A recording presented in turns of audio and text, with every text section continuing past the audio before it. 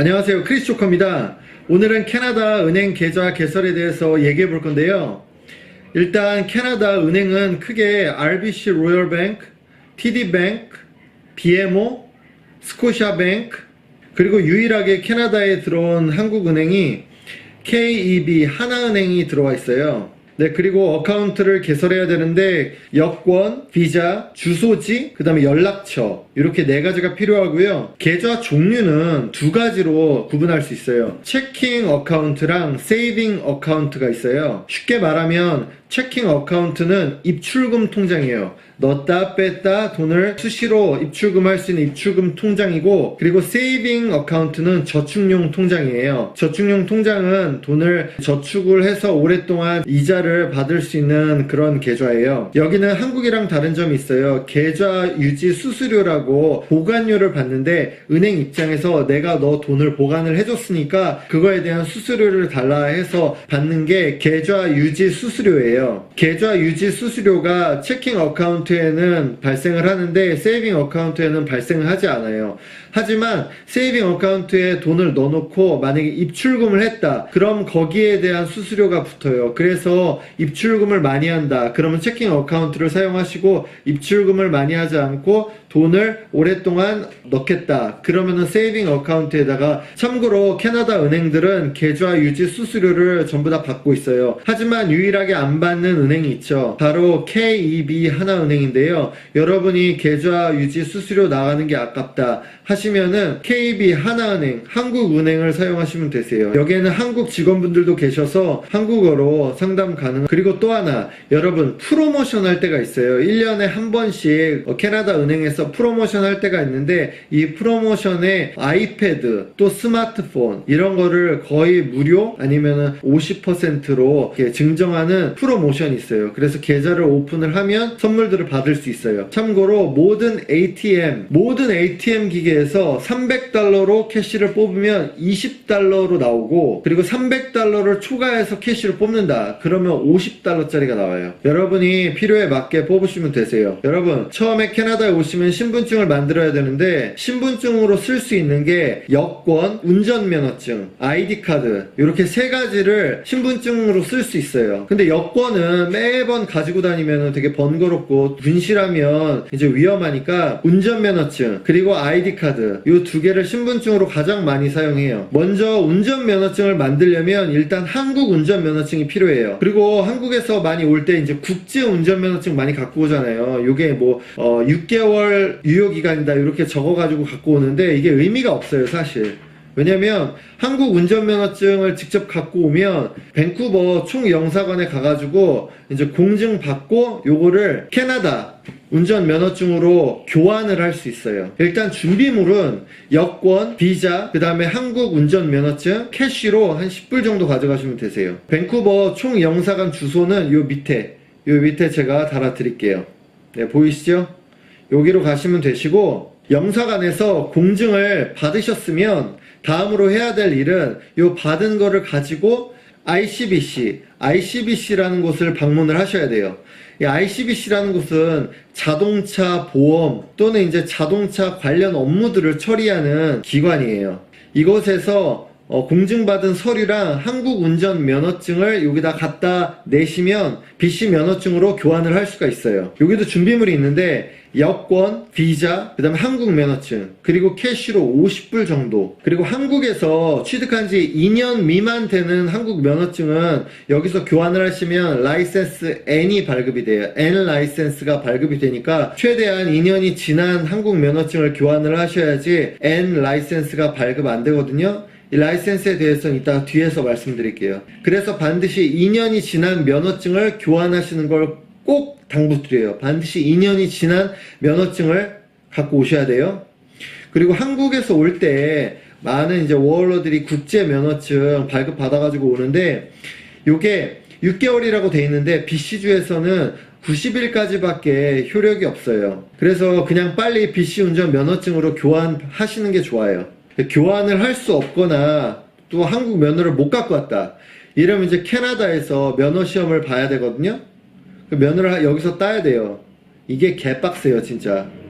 필기 시험이 어려운 게 아니라 시간이 하도 오래 걸려가지고 개빡세요. 필기는 뭐 그렇게 어렵지 않다고 해요. 근데 어쨌든 개빡세니까 무조건 갖고 와야 돼요. 그리고 여러분 아시다시피 한국 운전면허증이 엄청 취득이 쉬워요. 독일이나 캐나다, 미국에 비해서 완전 그냥 솔직히 거저먹기야. 그냥 학원 뭐 학원도 안 다니고 따도 되고 학원 한 달 다니면 그냥 막 공짜로 줘.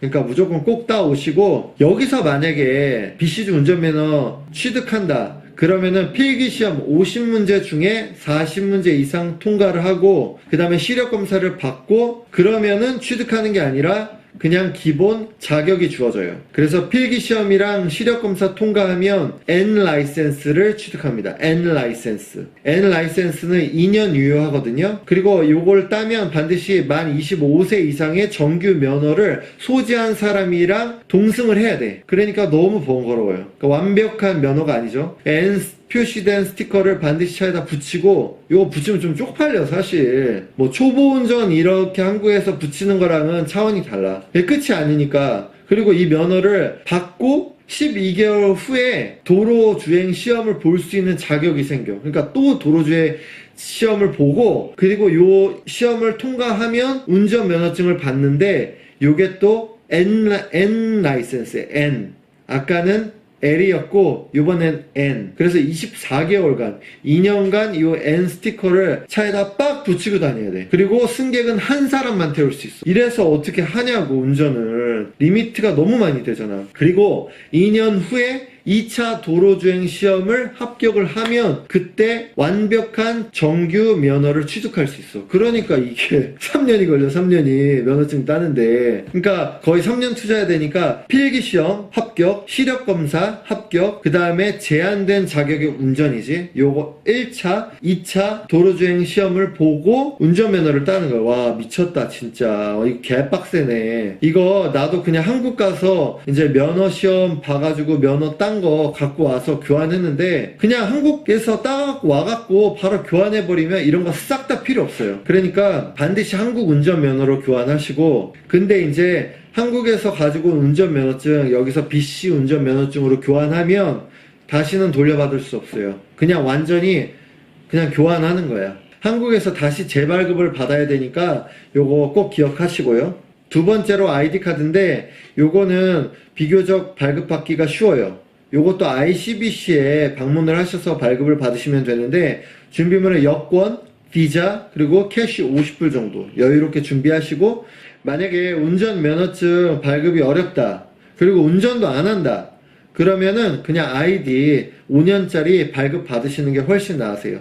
여러분, 렌트에 대해서 설명을 좀 드리려고 해요. 캐나다 생활 중에 가장 비용이 많이 드는 것 중에 하나가, 아니 가장 많이 드는 게 렌트인데, 이 렌트는 크게 이제 홈스테이랑 하우스, 콘도, 그 다음에 룸쉐어 요렇게 분류를 할 수가 있어요. 그래서 하나씩 설명을 해드릴게요. 일단 홈스테이인데, 이 홈스테이가 가장 문제가 심해요. 그리고 예전에 홈스테이가 많았는데 요새는 홈스테이가 많이 줄고 있어요. 왜냐면 워낙 이제 글로벌 시대고, 어렸을 때부터 이제 사람들이 영어도 잘하고 하니까 굳이 홈스테이 해갖고 뭐 영어 환경을 조성한다 이렇게 많이 고집하진 않더라고요. 홈스테이는 정말 말도 많고 탈도 많은 홈스테이입니다. 이제 좋은 오너를 만나면 상관은 없지만, 더럽고 치사한 오너 만나면은 완전히 돈만 뜯기고 정말 사는 게 아니거든요. 요거는 일단은 주로 필리핀 과정이 상당히 많아요. 그리고 여기는 렌트비에 식사, 유틸리티, 뭐 론드리 전부 다 올 패키지로 다 포함이 돼 있어요. 그래서 가격은 한 달에 800불에서 뭐 1000불, 뭐 지역마다 다르지만 뭐 요 정도 선에서 책정이 돼 있고요. 요게 일단 좋은 거는 이제 영어를 사용한다는 장점. 영어를 사용하는 네이티브 오너나 영어를 잘하시는 분과 함께 사용을 하니까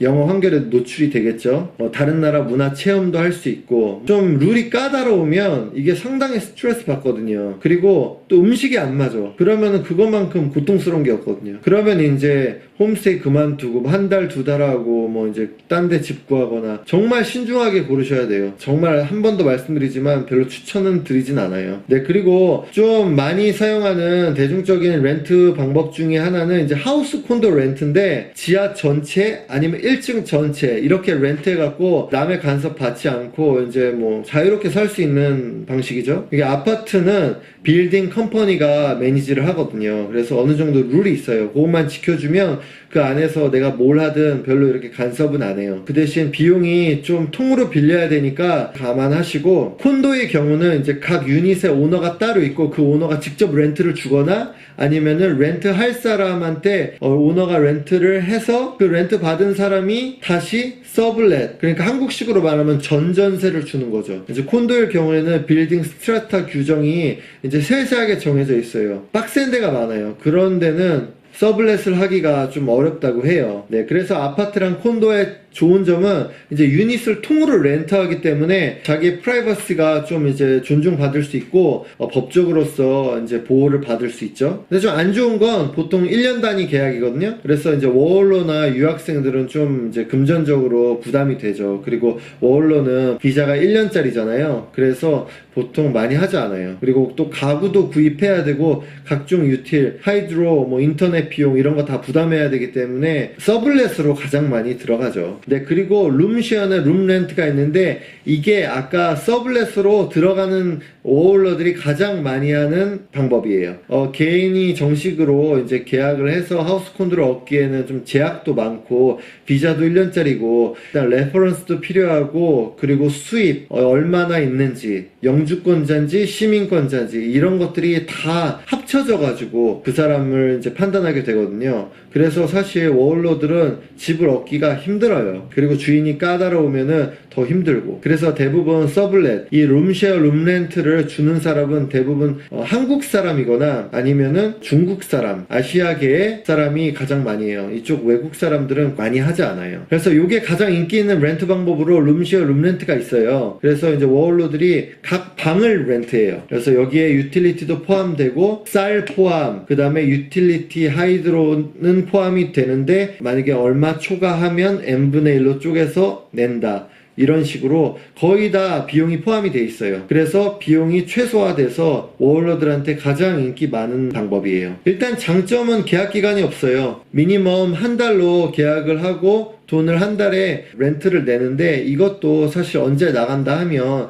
디파짓을 걸어놨으니까 그 비용을 까라고 해서 언제든지 나갈 수 있어갖고 계약 기간이 없어갖고 유리하고 그 다음에 단기간 체류하는 사람들한테 좋고 항상 매물을 찾을 수 있어요. 매물이 엄청 많이 나와요. 뭐 매물은 크레그리스트나 아니면은 가장 많이 이용하는 우베뉴, 일단 다운타운 안에 거의 다 위치해 있어요. 다운타운 안에 위치해 있기 때문에 공부하는 학생들이 대중교통을 이용하거나 아니면 도서관 이용 시에 상당히 용이하거든요. 그리고 콘도 안에 편의시설이 다 갖추어져 있어요. 자쿠지, 짐, 사우나 이런 것들이 갖춰있고 또 무료로 사용을 할 수 있어서 상당히 유리한 점이 많아요. 하지만 안 좋은 건 이게 정식 계약이 아니라서 제약이 많아요. 만약에 오너가 렌트를 중간에 그만둔다. 그러면 이 친구들 전부 다 바닥에 나앉게 되죠. 그러면은 다른 렌트를 빨리 얻어야 돼요. 그래서 예고 없이 바닥에 내앉힐 수 있다. 그리고 초과 인원으로 펍키를 사용할 수 없다.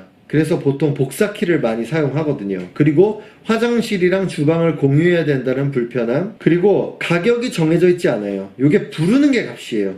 보통 6, 7월 여름 성수기 때 상당히 많이 워홀러들이 몰려요. 그래서 그때 집 구할 수가 없어요. 하지만 1월, 12월은 워홀러들이 다 빠져나가는 시기거든요. 그래서 상당히 매물들이 많이 나와서 집값이 엄청 떨어져요. 그렇기 때문에 그때는 아무래도 렌트를 저렴하게 할 수 있죠. 그렇기 때문에 이 기간들을 잘 맞춰가지고 와서 렌트하는 거를 추천을 드립니다. 여러분 구독, 좋아요 버튼 눌러주시는 거 잊지 마세요. 크레이지 조커였습니다.